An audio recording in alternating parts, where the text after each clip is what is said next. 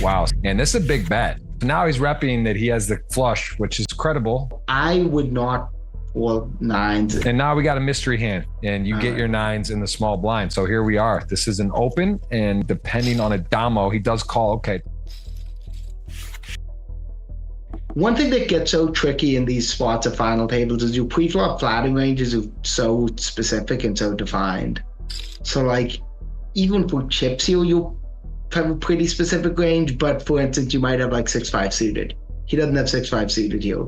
So he has a lot of pairs, he has a lot of, suited broadways. Even Mike's initial flatting range is pretty specific.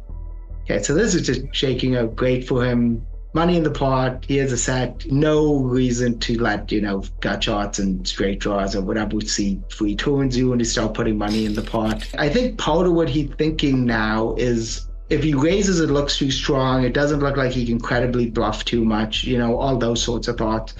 But I just don't think it matters. Like, it's also not that hard to be bluff, if you have any nine in your hand, if you have like 9-10 suited or ace-9 suited or something like that, you can just start raising it. You just only don't want to see an 8 or a king. It's even a backdoor flush draw. It really changes the dynamic of this hand in a lot of ways. And now you're a little worried.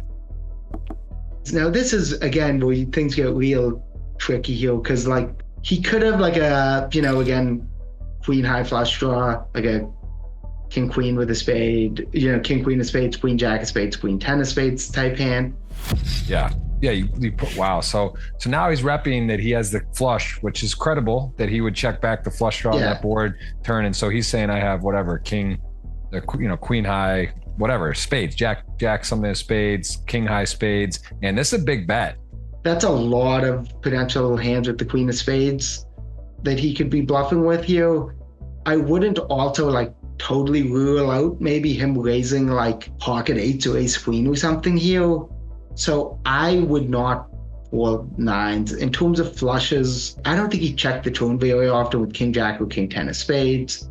He could get tricky and check it with jack 10 of spades, but I think most of his flushes have. Wow. Yeah. Wow. So you're right. You pegged it. He actually was one of the disasters is he's racing for value with the worst hand in a pretty crazy situation unfolds there.